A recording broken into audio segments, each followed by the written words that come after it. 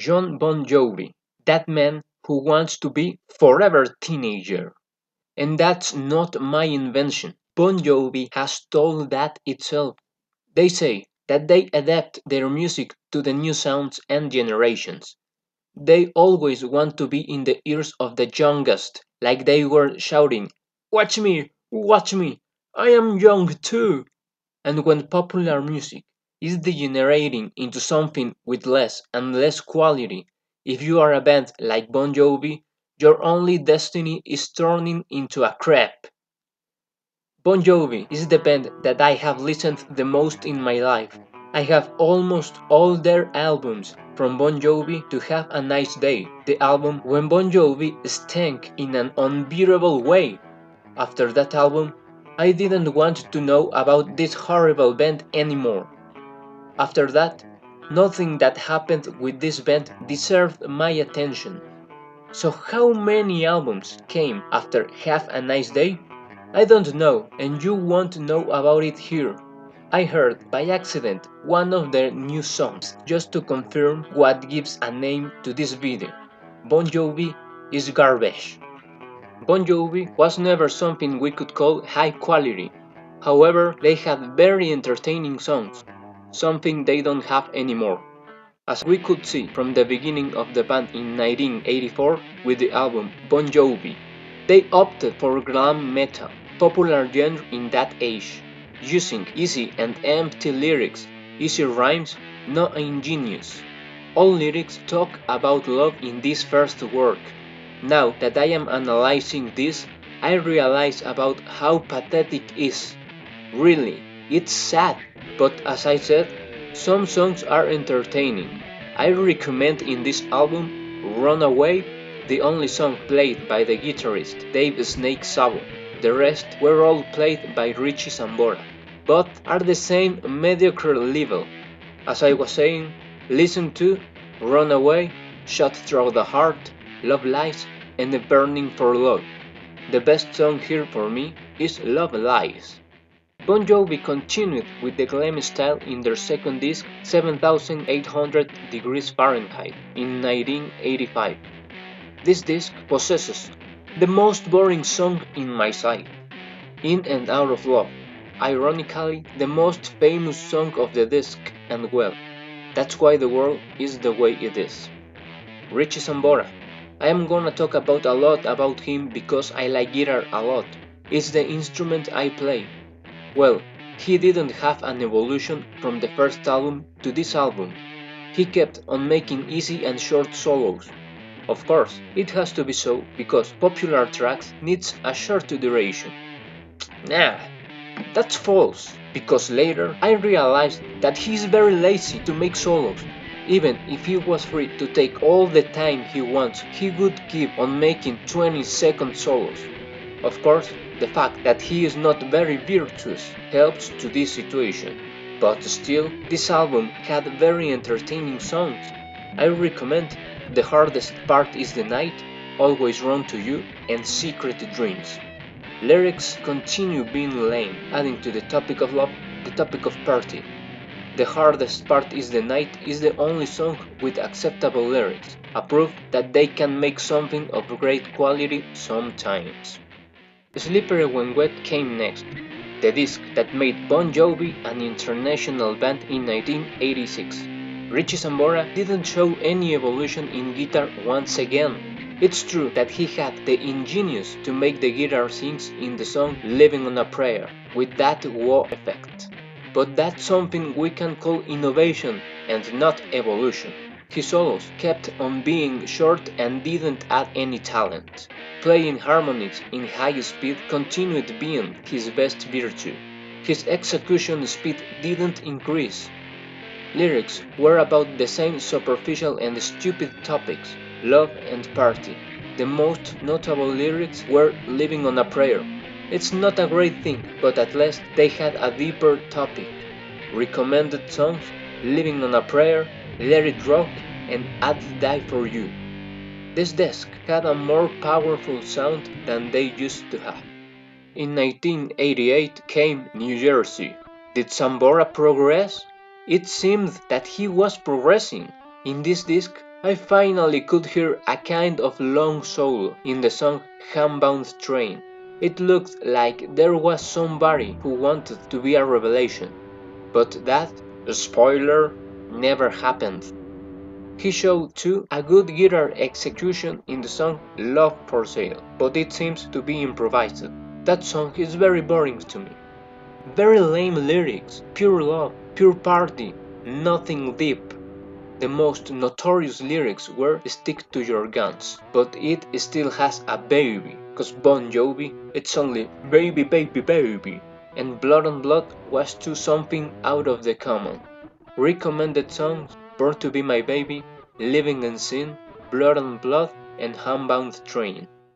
In 1992 came the album Keep the Faith.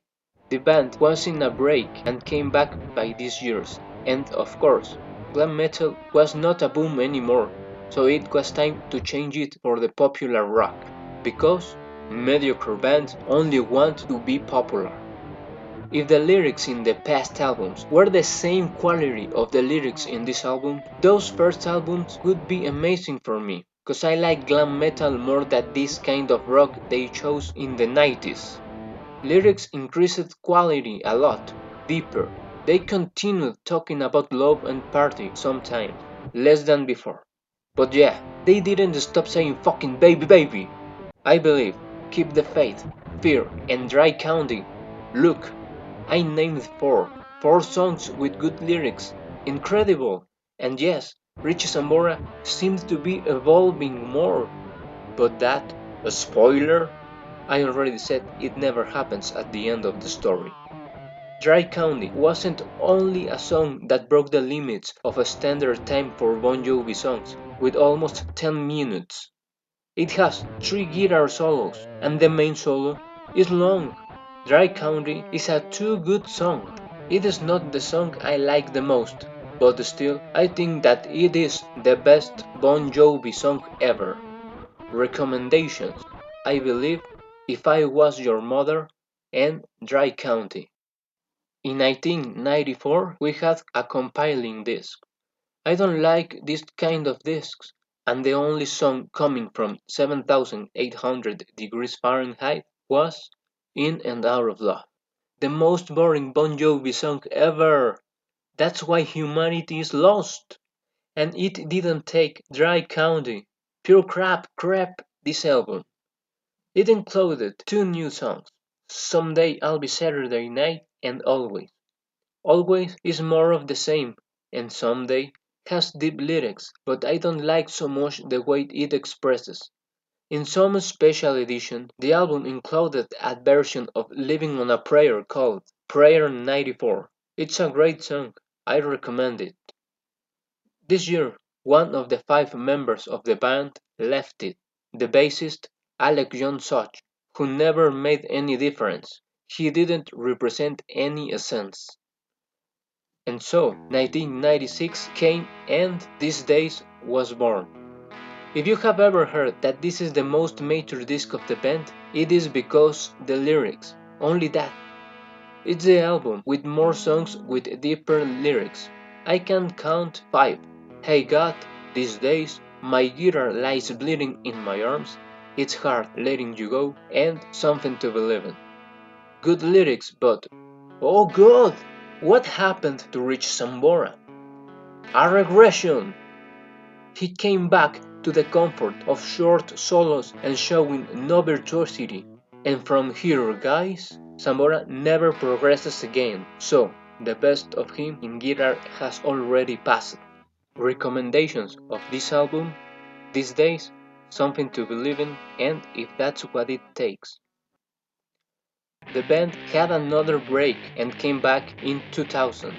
Rock was not a big boom anymore, the boom was pop now.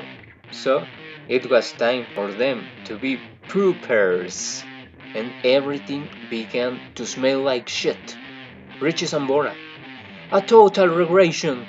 He offered two songs with mediocre solos, typical of him, but he broke the expectations by giving us 7 songs with miserable solos and 3 that doesn't even have a solo. The lead guitar started to degrade into a pure rhythm guitar. This disc had a honorable exception, Next 100 Years, a song that ignored that about having a short length and had a very long solo. It also has an untypical structure, and the crappy lyrics came back too, when the deepest you can listen is just older, we have a problem. Recommendations. We had still some enjoyable songs here. It's My Life, One Well Night, and of course, Next 100 Years.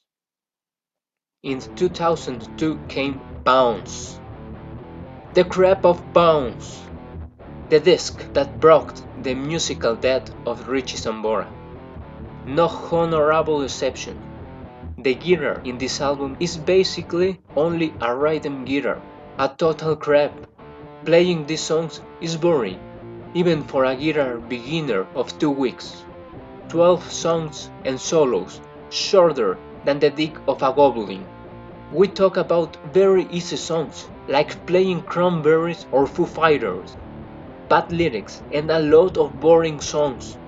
If you are gonna hear songs of this album, you gotta choose Undivided and Hook Me Up if you don't want to have a bad time.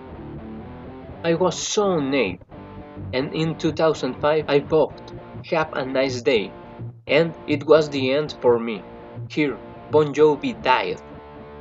Depending on the disc I am talking about, I have been playing the music of one of the songs of that disc played by me as background. But for this, I don't do it.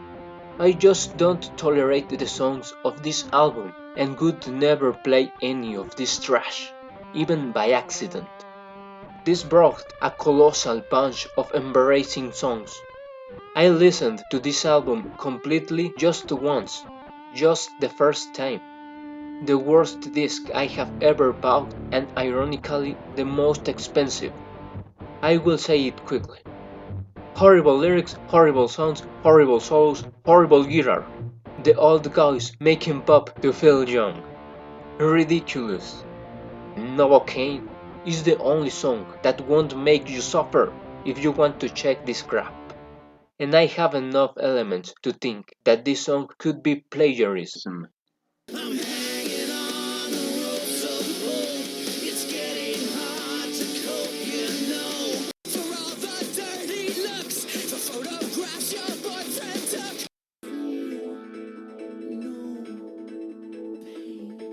But I'm feeling the pain.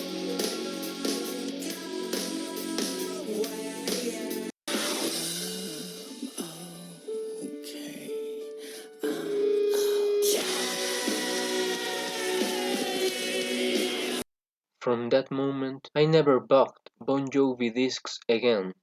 I never looked for their new songs again. And that's because I can't wait something good from this pop poop and the deformed mutants they should be creating actually. I should have taken this decision from the disc Crush. I invite you to don't listen to Bon Jovi after 2000. Take these days like the last reference, or you are gonna find a band that, as I said in the title of the video, is a complete crap. I am telling this to you as a person who was a big fan of the band. I'm not a Bon Jovi hater. I even gave to them more than they deserved, buying almost all their discs and learning in guitar a lot of their songs. I want to finish this trying to save you from more crappy Bon Jovi songs. So I am gonna recommend the next songs that wasn't released in the album and I didn't name for that reason. Backdoor to Heaven, Borderline, Edge of a Broken Heart, Rosie, Judgment Day, Full Moon High, Now and Forever, and Save a Prayer. Bon Jovi, from a band with medium talent and entertaining songs, to a band that is a complete crap. Bye bye.